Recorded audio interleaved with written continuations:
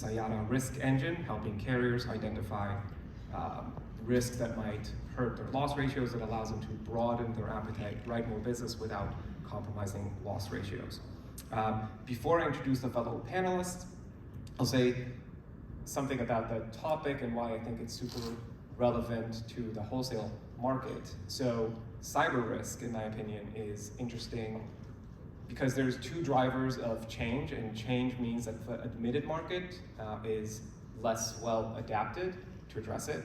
So the two drivers of change for cyber risk, in my opinion, are both I call it like the substrate, the tech. So it's very linked to what's happening in technology, and technology is evolving quickly, and that on its own introduces change and flux into the system. There's also a attacker-defender dynamic, so cat and mouse game, unlike with, say, like natural catastrophes, where it doesn't necessarily introduce this dynamic. But whenever there's like an adversarial cat and mouse game, always one side is trying to one up the other side, and that again introduces change. Very hard for the admitted market to follow quickly, and I think that just makes the wholesale market a good avenue for that. Okay, with that introduction, I'll start with introducing the people on the panel. I'll start with Devon, if you could introduce yourself. Perfect. No, it's an absolute pleasure to be here briefly. I am the global head of digital forensics and incident response for a consulting company called Kroll, and so I lead our teams globally on kind of right of boom situations, we call them. Typically working with outside law firms under privilege, but investigating cyber threats and crimes. We're going to talk about some of that today. Before Kroll, I was a supervisory special agent with the Federal Bureau of Investigation, so I have about a decade in federal law enforcement focused on counter intel and cyber-based investigations, and that's really what I do now at Kroll. Thank you. Garrett.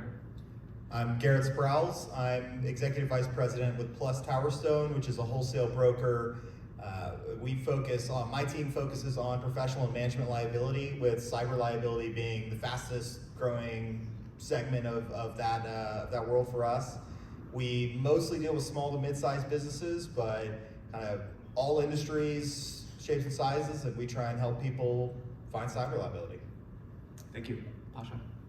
And I'm Pasha Sternberg. I am a principal, which is the California kooky term for partner at Polsinelli. I do get to still hand out attention slips as a principal, so that added benefit.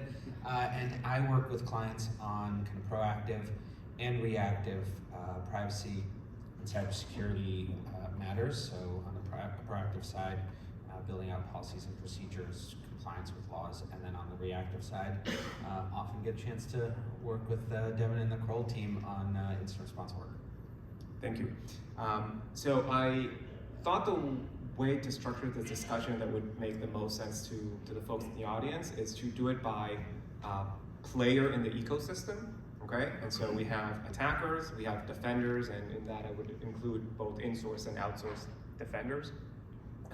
We have the carriers and we have the brokers. So we'll cover the questions, or the agenda, if you will, if there is one for this panel, I think would be structured by such market participant, if you will. Let's start with the attackers, definitely the sexiest of the topics. What is changing in the last, call it 12 months? What are you seeing? Ooh. So to answer that question, I'll take one quick step back.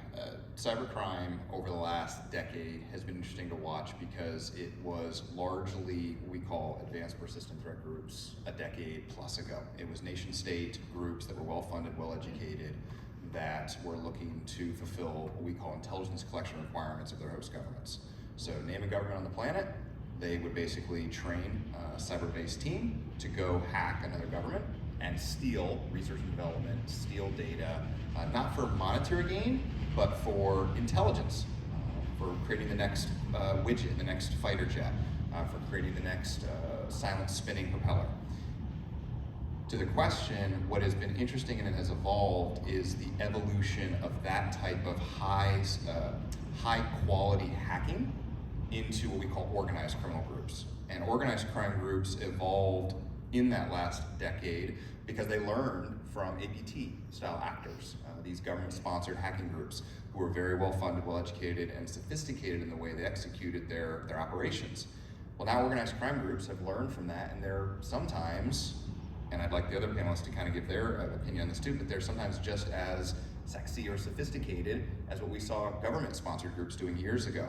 And so sometimes it's a little more difficult to differentiate who the group is behind the keyboard, but the one guiding light is typically organized crime groups are financially motivated. They're the groups that are in the news for being ransomware focused, business email compromise focused. They're looking for a financial gain or betterment, where governments are really interested in the what makes me better or catches me up in technology or research and development to give me a military advantage. So that's been the biggest, more interesting trend we've seen in the last several years. Interesting. And then I'm also, someone has made an analogy to me once that I found interesting. I'm curious about your opinion. That it's helpful to think about these organizations almost as like for-profit companies, right? They just do not operate under the constraints of the law, but like really what they're doing is just like a business. They're calculating like the return on their investment from trying to penetrate various organizations. Is that a fair characterization of the dynamic? It is. I use the term organized crime group because they're modern day mafia groups. They have, and this is probably going to seem a little humorous, but they have call centers. They outsource their work. They use what we call initial access brokers to go find vulnerabilities and exploit them, and then buy that access to do a ransomware or network intrusion. Pasha and I get called in on investigations where it's no longer just a particular group or bad actor. It's actually several bad actors, but they did different pieces of the intrusion lifecycle because that's the symbiotic relationship they have in this criminal, this organized crime group. So it's like you could think of it like various corporations cooperating and trading with each other. That's you introduce brokers and carriers and kind of all of the vendors that kind of work in the world, the insurance world, Insuretech world. It's how criminals operate. They have groups that work together. That's fascinating. And then, I don't know if this topic covered the question of AI at all. I'm joking. Has that impacted, the cyber threats? So AI is interesting, right? I think there's a lot of buzz around it. There's a lot of terminology being thrown around. I think in the proactive and reactive worlds, and I want Pasha to kind of weigh in on the proactive piece of this, I think the reactive side, the blue team side, the responding to an incident, we have seen AI starting to emerge, primarily though in well-worded phishing emails. The days or years are well gone where you could pick the wording in the email where it was obviously a Nigerian print scam. Like we've all seen those, we've all deleted those, we've all laughed at how the bad English, I call it.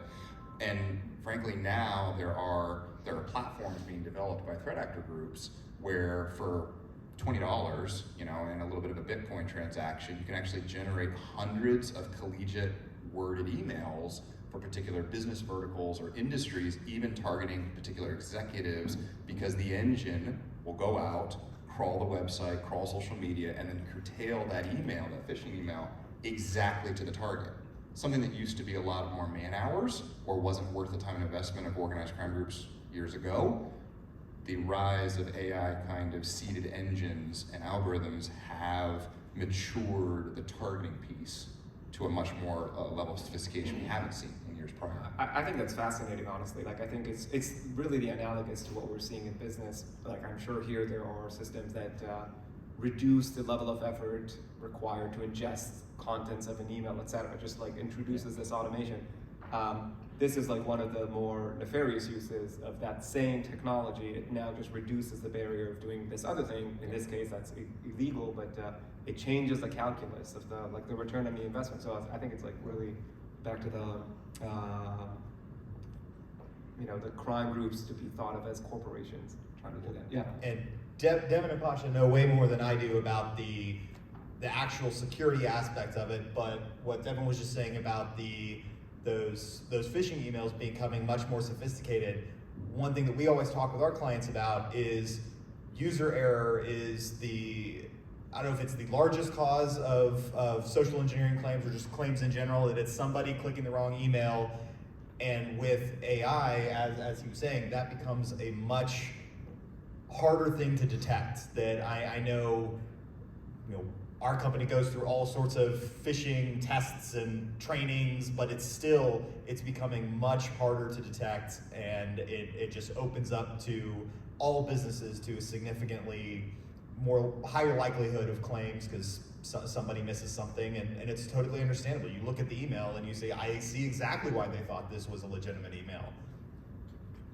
Yeah, and whatever the ratio you want to use, if it's for every 1,000 phishing emails, one gets clicked on, or 2,000 or 10,000, if all of a sudden you increase that number to infinity, which is what you can do with AI, that also increases the number of clicks to infinity. So I think that's going to be a huge driving force behind giving threat actors that initial access. AI, I think right now that's where we're seeing it. Yeah, go ahead. Okay. Well, listening to you guys talk about the kind of the business side of hacking, I think we would be foolish to not realize that the threat actors see themselves as capitalistic actors, and they do everything that quote unquote legitimate companies that we work with every day do. So outsourcing, they have outsourcing. Diversification, they have diversification. We went through a phase where there were these large organized groups, and then what happened? The government came in and busted up some of those groups. Instead of going after them through monopolistic trade practices, they took down servers. What happened? They splintered into many fragmented groups, and now there's a lot of chaos in the market.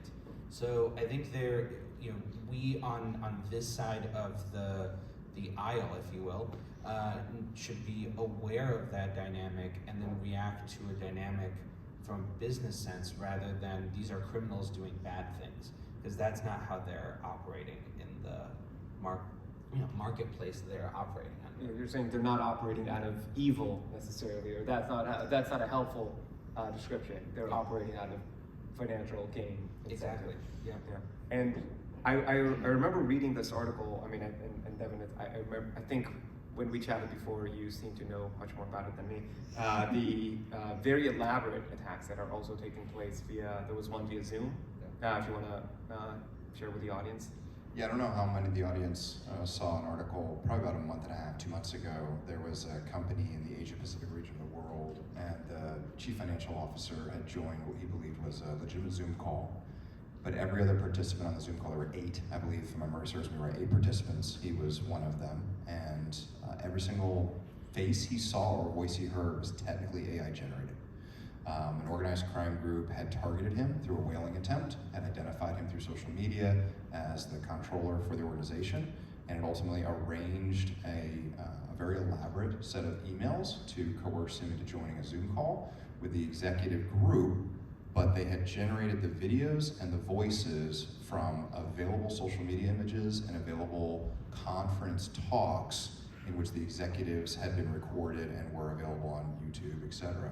It was one of the kind of the first in-your-face, fairly sophisticated groups. It was a large multi-million-dollar wire transaction, but when you're sitting on a call where you believe the CEO is telling you, I'm getting ready to buy a company, I need this wired, I mean, what do we kind of train our people to do? Pick the phone and verify. Well, you're on a Zoom call, and you have a verbal and visual authorization of who you believe is the executive saying, go ahead and wire that money. Now look, I think there's, with any organization, there's maturity and security processes, but that's I think kind of the tip of what we're gonna start seeing in the years to come. That, from a video standpoint and audio standpoint, was fairly, I would say, sophisticated. I don't think we're gonna see that in all attacks, but I think it is one of the things that the rise of commoditized AI engines being available for a $20 a month subscription now give everyone access to be evil, unfortunately. Yeah, I think this, I don't know if everyone captured that. To me, that example was absolutely wild. The guy goes on a Zoom call with what he someone that looks like his CEO, sounds like his CEO, and the CEO says, wire the money. He does. Company loses, it was $20-something million, according to the media. So, and that technology is now being, like 5 years ago, unbelievable. today rapidly commoditizing, and so it's there's definitely a lot of benefits, but this is one of the. It makes the legitimate actors' lives easier, these technologies, but it also makes the attackers' lives easier. Well, and since they took the voices from conference data, if any of us reach out to you and ask for money, don't believe it. Don't believe it. Yeah, the third factor of authentication. Feel free to send it. I don't need $500 Apple. Yeah. Anyone else on that? Tom? Well, I keep going back to the marketplace idea, and I mean, that is the premium service there, right? Yep. Do I think that tomorrow that will be every Zoom call that all of us are on is a recreation using, YouTube video and that they're all gonna be fake? No, but just like the regular market, you have the premium service, and then you have cheaper versions where it's not quite as sophisticated, it's not as elaborate, and it's more commonplace. So, to some extent, this is going to start seeping in at all levels. It's probably not for every one of these incidents going to be a fully formed fake Zoom call, but some element of AI will start seeping into more and more issues that we're all dealing with. And that's a great point. That's something that we talk about with our clients all the time. Is in the past, when we discuss cyber liability with our smaller clients, they would say, well, we're small, nobody's looking at us, we don't have enough money to go after. But just like Pasha was saying, that they might not get that Zoom call with 8 people asking for millions of dollars, but there's gonna be some version of that targeted towards small business, because the bad actors here are operating like an industry. So in the same way that any of our companies would, we're like, okay, well, here's how we target this segment of the industries. Here's how we target the smaller, and here's how we target the micro, and we're gonna do something a little different for each one. But they're targeting everybody. Every single company is at risk for these types of incidents. I want to add one more thing, and actually a little audience participation for a fun piece of this here. So, quick show of hands. How many of you have used ChatGPT? Quick hands up. Mobile, webs. Okay, so most of the room, right? It's one of those things that it's free, and you can pay for a premium version fairly easily. I've played with it, and that technology and the ease of it has lent itself now to 2 other technologies we see on the dark web. One called Fraud GPT, and one called, now I was actually looking at my notes on this, Worm GPT. So think of the ease that you have probably played with and tested ChatGPT, right? You give it a term, you give it a complex set of instructions, and it spits out some type of analytics. And there's add-ons for that. You can have it crawl the internet, return you good results for data on the internet. I wrote a book at the end of last year, and one of the concepts that I put in that book was something called Internet Identity Fusing, IIF. Well, at the time, it was just a theory of mine that we would see AI or threat groups get to a point in time where they'd be able to crawl the internet very quickly and pull data points from other breaches we've worked, from how many of you have gotten credit, monitoring alert letters, right? Your data was part of a breach, and we're offering you a year's worth of monitoring. Well, every single one of those breaches, in some form or fashion, not all of them, a large percentage of them, the data elements that identify you uniquely as a person, date of birth, social security, your address is plural, the cars you drive, that data in some fashion or form is being aggregated when it is let loose on the dark web. And so my concept with this internet identity fusing was that eventually threat actors would figure out how to cull that data, search it quickly, and be able to say, I want to target Devon Ackerman at Kroll. Give me everything out there on him on the dark web from these prior breaches that frankly I have no control over, right?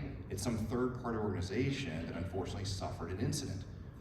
That's what Fraud GPT is. Fraud GPT in the last 3 to 6 months for a $500 to $1,000 per search transaction will crawl the dark web, will crawl these breaches, and will give you information about someone you want to target and everything that is known, and then customize a phishing email and send the email for you. It's a one-click solution for a very low cost. And so that's kind of put the final icing on the cake. That's what we're facing right now. Let's switch maybe to something more optimistic on the switch from the attackers to maybe using technology for defense. Are you seeing that as a trend as well? It looks like maybe you had one last comment I'm on glad the you pessimistic pivoted. side. Yeah, because I was going to go real dark. I'll give you some leeway, all right? Well, I was just, this gets real dark. I don't think any of us are prepared for that, because the amount of data that is floating out there that we know from, past breaches, I should say none of my clients, obviously, but most of it is unprotected, and so most of it has not been, notified. Even if people here have gotten letters that says, your name and date of birth and social security number has been compromised, there are dozens more cases where you're not being notified because the data elements there did not trigger some sort of obligation. And all of this data is out there. If you combine big data with AI, to Devon's point, you can get targeted where your salary information, the car you drive, none of that is protected by any statutes, at least in the US, but it can be used to target us all. Yeah, and Like I then said, maybe one dark. more step in that direction is that I think that or maybe to give an analogy, it's as though the data used to be stored in physical folders, and so yes, technically the data exists, but it's just so hard to access it. And if you give me a random person's name, it's a big effort to then, definitely at scale, if you give me 1,000 individuals' names, it'll take me forever to scan, physically get all these files and review them one by one. And now we have technology that just does that automatically, really. And so, yeah, so the data has always been there, but now it's become so much more accessible. You asked the question a minute ago around, so we went to the dark side. Let's use give AI everyone for some good. hope. Let's give everyone some hope. So you asked the question around kind of what are we seeing on the defense side. So what we are seeing, and I hate to kind of term it this way, threat actors are not always one step ahead, but they're always incentivized to try to be a step ahead because they want to be successful for that financial gain, right? And so on the blue team side, and not that I'm wearing blue for any particular scenario here, but for exactly that, the defender side, the investigator side, we're not necessarily always one step behind. I don't really like that moniker. We're always learning quickly. AI and machine learning, to give everyone a little bit of hope, is positive. It is trending in a positive way. A lot of the what we call EDR technologies out there, endpoint detection and response. So a lot of you are on your laptops or on your phones, your iPads here at the conference, a sensor that's running on your endpoint, your laptop, that's helping protect it. One of the things we are seeing that AI and machine learning is giving us is a more efficient and elegant solution to saying, here's a new exploit, here's how to detect it, and pushing it out quickly to an enterprise or a corporation, and now you are more either not necessarily readily protected, or more readily able to detect it and respond or isolate that system before your one system lends itself to the entire enterprise having an incident. That is something we are seeing in the positive. Okay.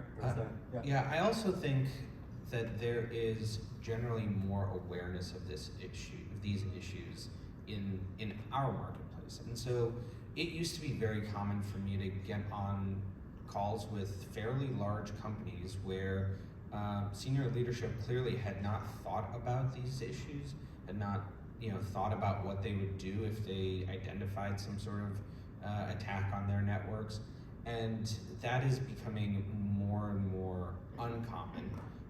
And even one step further, which is I'm now increasingly getting on calls and senior leaders are saying, oh, I was just talking to CEO of a company in the region that I'm friendly with, and we were just talking about this issue.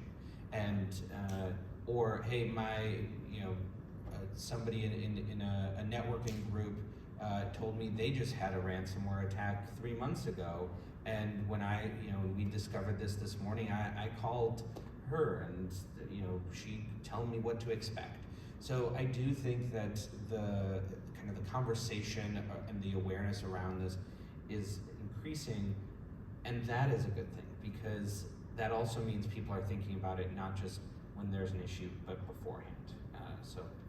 And also on the insurance side of things, carriers are getting a lot more proactive about finding these issues. And it's coming from guys like Pasha and Devon who are helping them find these, but then they're going out to their policyholders and saying, hey, there's a new issue that we just found, update Microsoft, or here's this way you can plug an open port. And so it supplements the insured's own IT practices, because most of them either have in-house or outsourced IT providers, but now the insurance is having another layer of that protection and providing a lot of both information and real-world help to supplement and strengthen their network. So that's been a good development on our side, whereas I think a few years ago, it was all reactive, and they'd wait till claims came in, and then they would investigate and figure it out. But then a few years ago, there were so many claims that came in, and the insurance community got just hammered on the cyber side.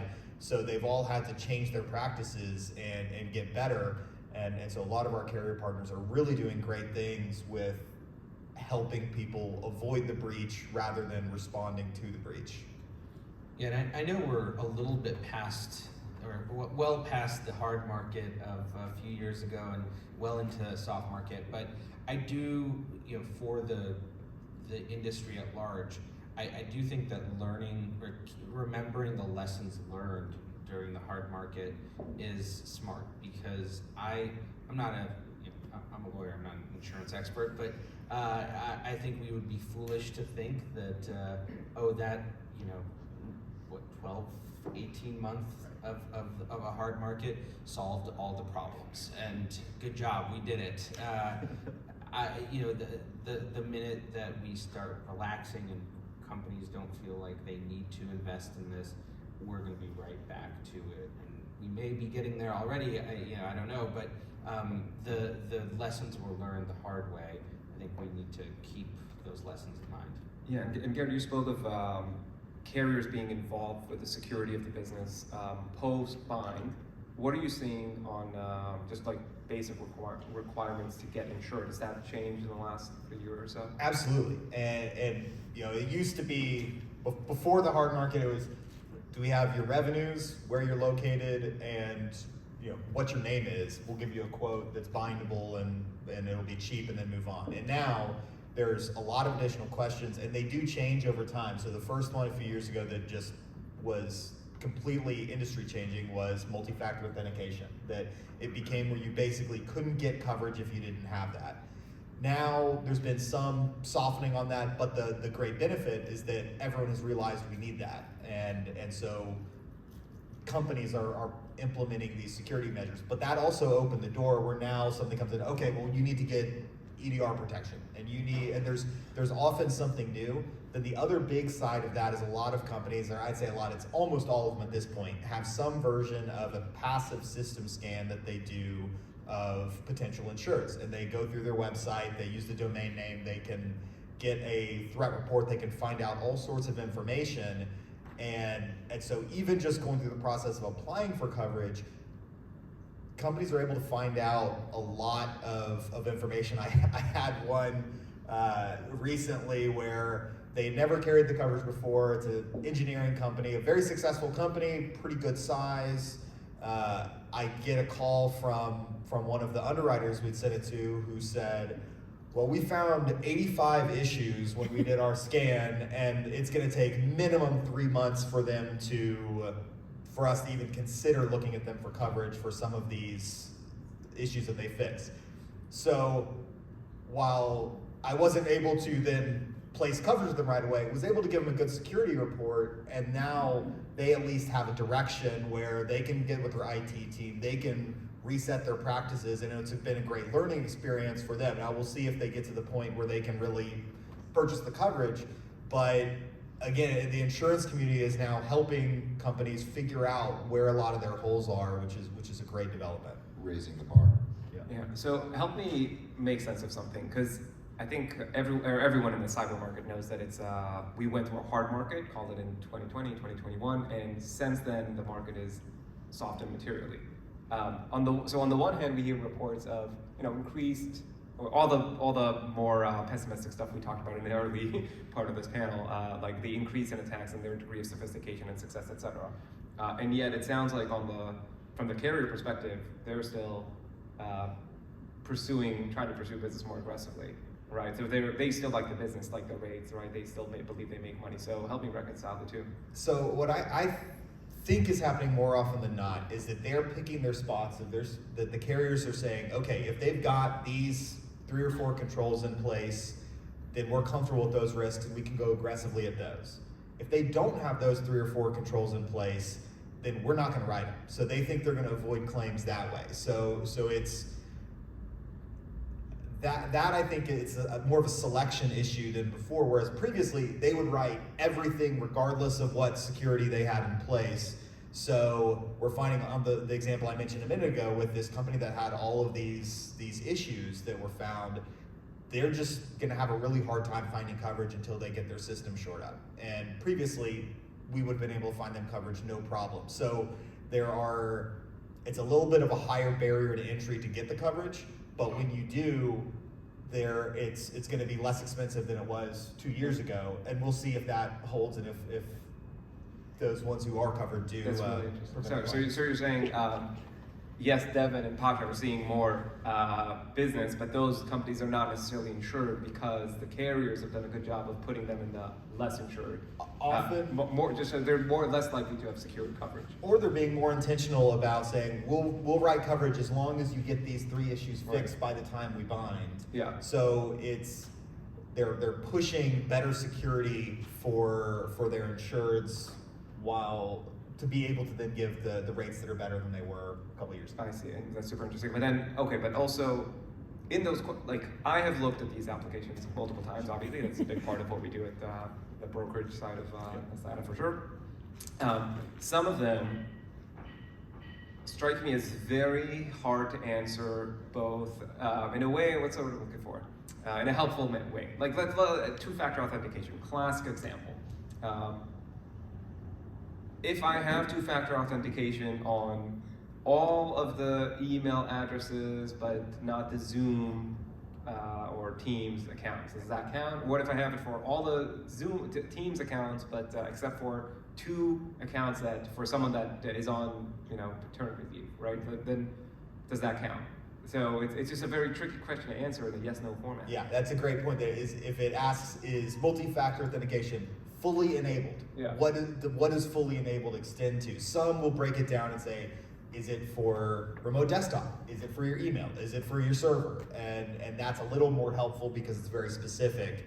But going back to the system scans, I think some carriers are relying way more on the system scans than the application questions. I think for that reason, that a lot of those questions are sometimes difficult to answer, but they can go in and they've got a threat report that they do, and they'll give a score that they may or may not share with us, but they've got some score that they have, and if it's above a line, they're comfortable with the insured, regardless of how some of those questions are answered, and otherwise they'll say, we're out on this. Yeah, but okay, but maybe this is more of a technical question. Can they answer a question about two-factor authentication from the outside? I'm sure that there are companies that scan that say that they can, and there are companies that scan from inside the network and say that they cannot do it from the outside, because that's why you need an internal scanner, et cetera. So what's your... Your Honor, I did not trespass on that system. So I think it's a combination though, right? I think the ability, and what we have seen with certain carriers and certain kind of more, the application process is actually, they will ask for the links for your VPN. They'll ask for links for your cloud services that you have oversight over or access to, and they will actually go access those ephemerally and see if there's an MFA prompt or some type of a second factor, like is very routine now in banks, right? But they'll now go and actually see, can I log in your VPN? Does it prompt me for a 6-digit code? Does it prompt me for some type of second factor? Or do I just use the password? But you don't need don't you need like the password in order to unlock the second factor? There are carriers that are asking for test accounts that I have No seen. way, really? Wow. Okay, that's first time hearing. Well, there's also 2 carriers I know of that Just have, maybe for the folks in the audience not following. So the question is, how do you, if you're a carrier, you have an applicant asking for a quote, and you need to take a stand on whether or not they have two-factor authentication set up for their systems, and your So you can ask them, but then we run into the challenges that we just described previously, that it's not even that well defined. Okay, so you're going to run the test yourself.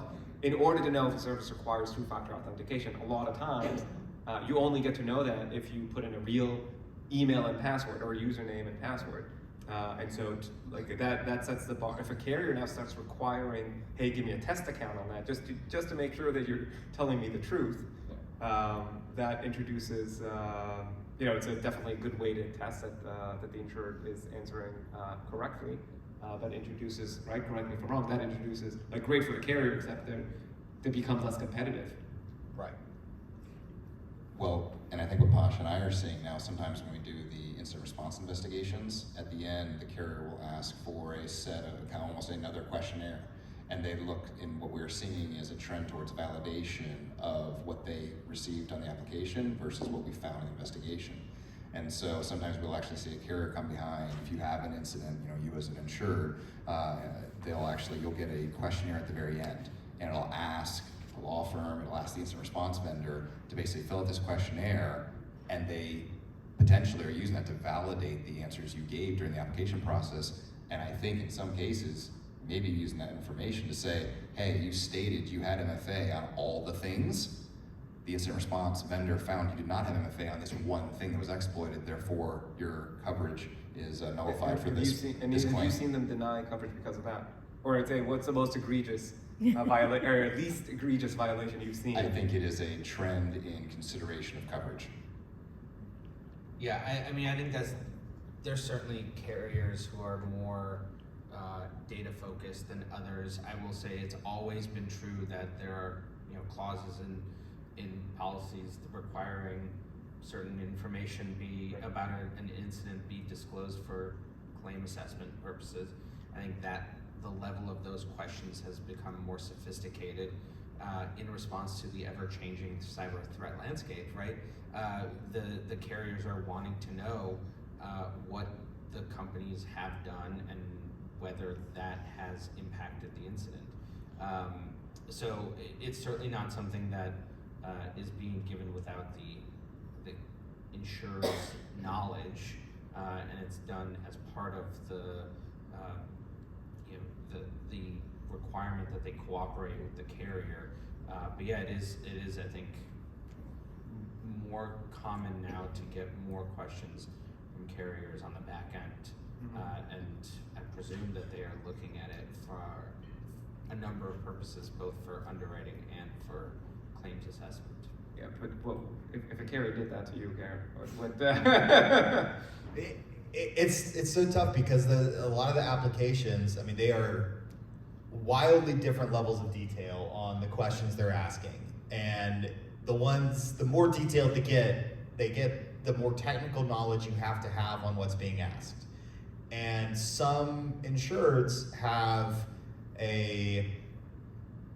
someone in-house who really knows what they're doing and can truly answer those questions knowledgeably, but especially in the small to mid-sized space, that's not the case. That they've got their vendor that they use, they answer to the best of their ability, their vendor is, their IT provider is less likely to help with those questions. So to go back to, like, if we had a claim that, they said multi-factor is fully enabled and check the box yes, and we find it is for, two areas of their business, but not for privileged user accounts, and that's where the hackers got in and created the breach and tried to deny that claim. We would fight that as hard as we could, because we would say they answered the question to the best of their ability. They tried, and knock on wood, I haven't seen this come up on one of our insureds to this point, and by and large, we've had good luck with our carrier partners over the years with stepping up when it's right, even if some of the issues, if there's some ambiguity. But if that were to come up, it would certainly be a fight of our TAC would say that they answer to the best of their ability. Now, as long as there isn't a very clear issue that was a glaring problem that they missed. And you have more visibility into this than we do, but certainly working with our clients on the proactive side, I see that the amount of effort and focus that goes into those questionnaires has increased significantly. So back in the days when all you needed was a name, an address, and a revenue number, those were filled out in 30 seconds. Now there are strategy sessions, and I don't want to say strategy, but meetings to talk through those. And again, I think that's the evolution and a response to the increased sophistication of the whole market, but also the threat landscape, because the low-hanging fruit that threat actors used to kind of make their money off of, a lot of that has been picked over. Some of the really basic things like, password being password 123, it's still out there, but hopefully not for the privileged accounts, and hopefully for not that once you get above a sophistication level, that's not the case. So it is all coming. The level is all rising, and now it's just who's ahead of who. I do want to be conscious of time, and maybe folks in the audience have questions. So I'll give a minute or two if anyone has. You can raise your hand. I believe that there's a microphone that could be passed around. Oh, we have one, yeah. Hi, I'd love for you to talk a little bit about the role of MSSPs as you're seeing insurers be more or less prepared, particularly in more recent times in terms of preparedness, whether it's internal or having an external provider, and in what ways, from the insurance side standpoint, you partner with MSSPs or their service providers to get more comfortable with the types of risks you're getting exposed to. Yeah. So just for the audience, MSSPs manage security and service providers, right? Not just, so MSPs usually handle IT, and MSSPs focus more on the security element of it. Yeah, Devon, you want to take it? I'll take a quick first swing at that. So I think that's exactly where a lot more businesses should be focusing, kind of evolving beyond just the outsourced IT, but the outsourced full IT security stack. That may not always be a one-trick pony shop, right? Sometimes it's not just the MSP that also should do your security.